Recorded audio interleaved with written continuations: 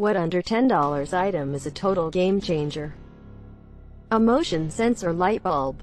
Got one from Amazon for the basement a few months ago for outside of the pantry. It turns off automatically after 30 seconds, so you don't have to constantly pull the chain to turn it on and off. I must have replaced the pull 3 to 4 times the past few years. That bulb has been my favorite purchase from the past 6 months. I have one in my bathroom. Costs $6 I think, and it is awesome. Only time I don't love it is when I choose to shower at night. The shower curtain blocks the sensor, so I have to wave out every couple of minutes. Barkeeper's friend. If you at all have any stainless steel, this stuff will restore it to brand new. Edit. Didn't expect this to be so popular, but I'm happy if anyone has learned about this magic mixture as a result of my post. I've certainly learned new ways to use it. Also takes the little silverware marks off your plates. Holy! You're an angel. Can't believe this worked. A plunger. When you need one, you need it right that very second. A dash cam is like a plunger. Everyone wished they had one after it's too late. A first aid kit. Just recently I needed it and swore to myself to get one immediately after moving out. I always keep a couple of band-aids in my wallet. They take no space, and you'd be surprised how often you use one, either for yourself or for someone else. Those plastic drain snakes for hair.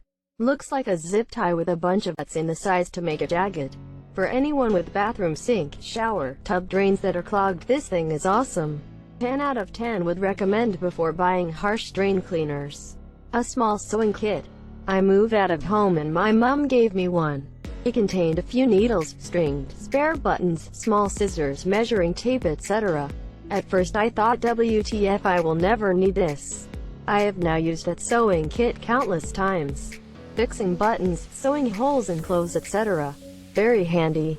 My sewing kit sat dormant for years, but finally, about half a decade ago, a button popped off a suit and I was like, I've been waiting for this. A good hairbrush. I used to have a comb and my hair was constantly in knots.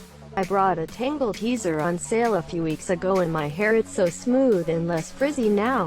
I swear by my wet brush. I have thick, wavy textured hair that used to take half an hour to brush and detangle. Not anymore. I also swear by wet brush. I never realized how badly other brushes hurt until I started using my wet brush. Now I will never go back. Drill brush attachment. I clean everything with them: couch, carpet, cement, counters. I guess everything that starts with a C. Parchment paper. Non-stick paper for baking. Cookies slide off the cookie sheet. Bread and cakes fall out of the pan without sticking. It's really nice. Bought a $100 box of half-sheet parchment papers. I think there were 1,000 in there and it's still going strong after 6 years. $100 for a roll of baking paper. Huh. That to keep your fitted sheet on your mattress. Set of 4 for around $5 at Walmart. Edit for clarity and link added. I never knew they had this. It me off so much when I'm tired and my sheet has sprung off of the corner. I can't sleep with it like that. Thanks. A sponge on a stick. Can probably get 2 or 3 for under $10. No more squishing your hands into deep cups, thermoses, vases, mason jars, etc. I wash myself with a rag on a stick.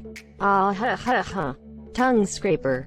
Even if you brush your tongue well and think it's clean, you'll be surprised by how much cleaner it looks after one use. Love my tongue scraper. An oven thermometer. I have a friend who fancies herself a baker and spends dollar on fancy ingredients and shitloads of time in the kitchen and then wonders why her stuff always turns out dry and overbaked. An oven thermometer is good, but you can also use an instant read thermometer on baked goods, too. They're not just for meat. You usually want an internal temperature around 210 degrees Fahrenheit for cakes. Very true. But I like having an oven thermometer because I want to know if my oven is at the correct temperature before I put anything in it. The one we have sucks and needs to be calibrated. It runs about 25 degrees higher than you set it, so that can really affect how food cooks, not just whether or not it's done. Pocket knife. Picked one up for $5 and had no idea how frequently I'd use it until I actually had one. Be warned. Could turn into an addiction. My spouse just bought a $150 knife to add to his collection. Another fine addition to my collection. Potato peelers. I was living a lie before I purchased one of these babies. I don't even know who I was before that. My roommate still refuses to use one, and it makes me nuts how much potato gets wasted while she acts superior to me for doing it the traditional way.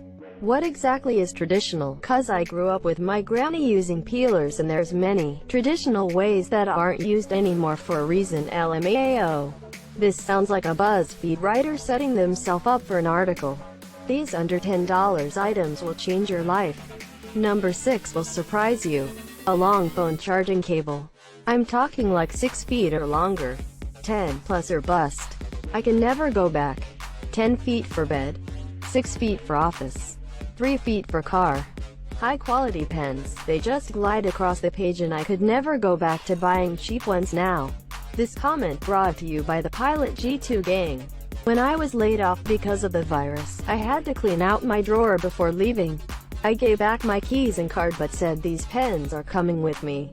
A library card costs nothing or very little, and it's great. Having fun isn't hard when you've got a library card. Once you get one, you can learn about Jekyll, Hyde, Jekyll. A clip for your phone in your car that attaches to your air vents. Don't need to hold the phone in your lap when using the GPS or putting it in a cup holder. Lol. Get one that is magnetic. That is fantastic. Have a recommendation.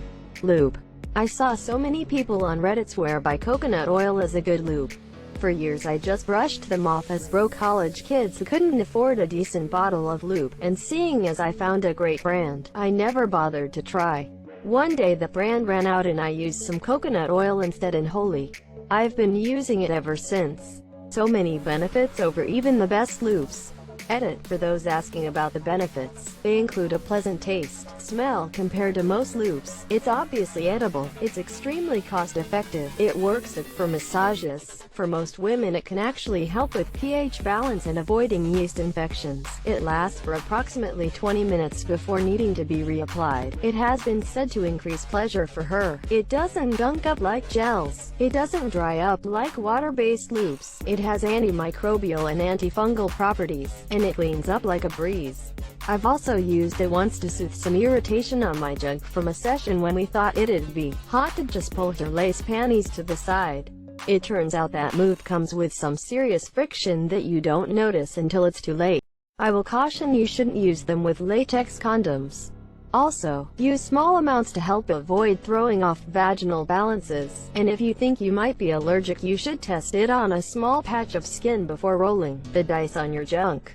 A quick Google search will provide recommendations from OB-GYNs and other medical sources. Watch out with latex condoms though. Can cause them to fail. A back scratcher. Knife sharpener. For expensive knives or family heirlooms you want to use a whetstone to minimize material loss, but for regular oil boxed or kitchen knives just a cheap 2-step pull-through sharpener is a life-changing event. Cannot agree more. I have a cheap double-sided whetstone and everybody comments on how sharp my knives are. I even offer people to sharpen their knives to improve my sharpening skills. High-quality spices. You don't even realize how terrible most commercial spices are until you get good ones. Feeling pretty dumb, as I did not know there was a quality scale to spices and have always just bought whatever is on the shelf. Is there like a Ferrari of spice brands? Benadryl. As someone with allergies, I have tried 20+ different antihistamines and nothing works as well as diphenhydramine. Makes me pass out and sleep for 10 hours though. Best sleep aid too. I don't have allergies but love some nighttime Benadryl. A condom. Life-changing. Life-preventing. Quality soaps. Shampoo. I consistently get compliments on how good I smell, and I never use cologne. Edit. I understand that Dove, etc. are not the best brands out there. The stuff I use works for me and I spend $10 on it once every 2 months. I'm sure I can find a premium product that makes my hair flow like a unicorn's, but finding something affordable that smells good and doesn't damage is a game changer. I'm game. What soaps do you recommend? I personally use a hypoallergenic Dove soap, Method Men body wash, and Dove shampoo, conditioner. I would recommend buying all products within the same scent profile. My body wash, shampoo, and deodorant is all outdoor, wood-scented. If you live in a city, earbuds to sleep. I came from a small town and the only noise were cows or church bells. When I moved to the city I now live in, my sleep would constantly get interrupted and my sleeping pattern got fucked up. Now with the noise gone I sleep far better. The noises were never really loud, so it took me a long time to realize why I was always tired. I guess I could add to this by adding in a giant box fan. I suppose a bit more than $10, but still a game changer for good sleep. I actually know someone with a white noise maker. This would make it where you don't get cold but can still have the background noise. Parchment paper. It's like $5 for a huge roll. I promise you, your cookies will come out perfect each time you use it. Also good if you're making multiple things in the oven. Just switch the paper between items instead of dirtying two pans. This must be some kind of regional thing, because in Germany, for example, people would think you're weird for not using it in the first place. I think it is regional. Every British and French cooking show I watch uses parchment when baking. Motion sensor light for your toilet. Hear me out, you can see what you're doing without turning on the brightest light known to mankind. My doll, we grew up less than fortunate, and so period were just something you had to deal with.